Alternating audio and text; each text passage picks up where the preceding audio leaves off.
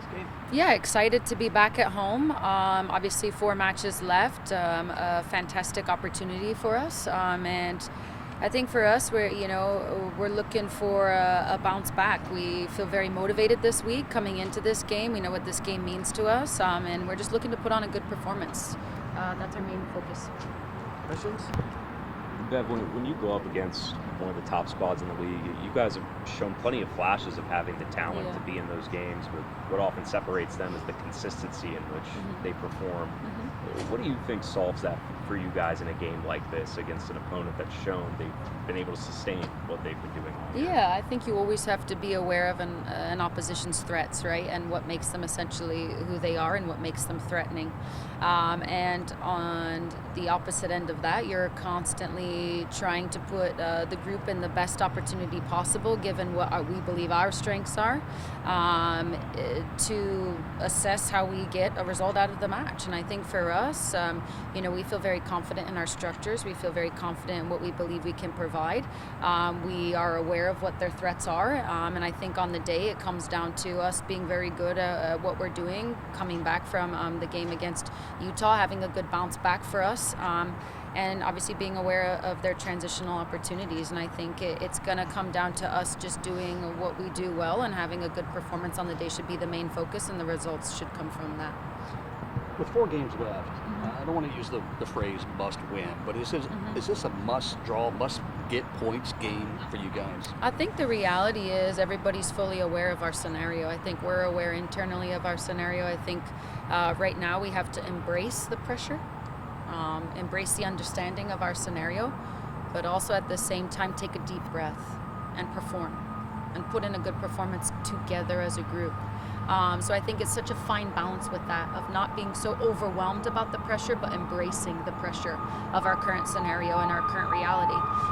Again, I think the number one objective for us is going to be putting on a performance, 90-plus minute performance. What specific challenges does Kansas City pose to your club? Yeah, I mean, I think they're a very respectable side. I think they're fantastic in transition.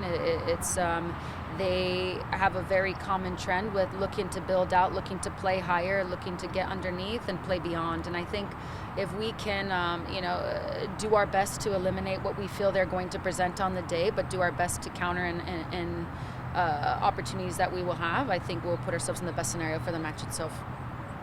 Bev, what was your message to the team following Utah going into a game like this, the transition from a disappointment like that to this kind of matchup? Yeah, I think it's, I think it was a game that we knew it wasn't good enough on our end. I think we've all understand that we, need to be better. I also think that when you have an opportunity to bounce back like this and change the energy and understand, okay, this is, areas that we have to be better at, and this is why we believe we can be better. I think you have to use that energy. You have to understand and be all on the same page. Okay, we chalk that one up. We understand it wasn't good enough, and we need to accept that. But at the same time, we need an opportunity to bounce back, and we have to reframe coming into this week what that bounce back looks like for us and how much energy goes into that. And I think for us, it's we still have a massive opportunity.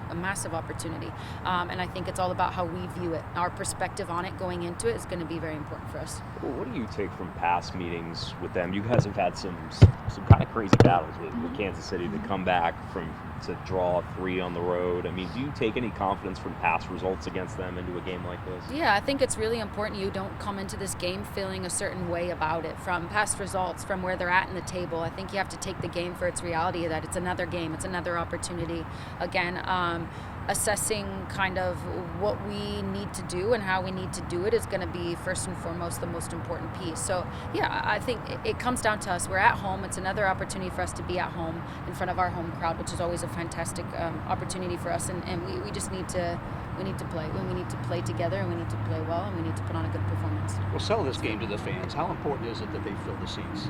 Yeah, absolutely. It's massively important. I mean, I can't go on and on enough about the energy and what it provides for a group. When you have them, screaming for your side, it's the energy when you're on the ball and you hear the crowd, and it's very fueling for you as a player from an energy perspective.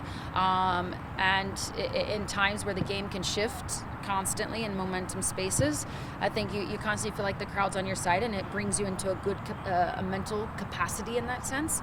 And I think it's everything for us. I think we would, love to have more fans out there. We would love to have more people cheering on the group, and love to have an opportunity to gain that energy from the group and the city, because we're trying to represent the city in every way, shape, and form that we can, with not only a good performance, but who they are as players individually, as a group, who they are on and off the pitch.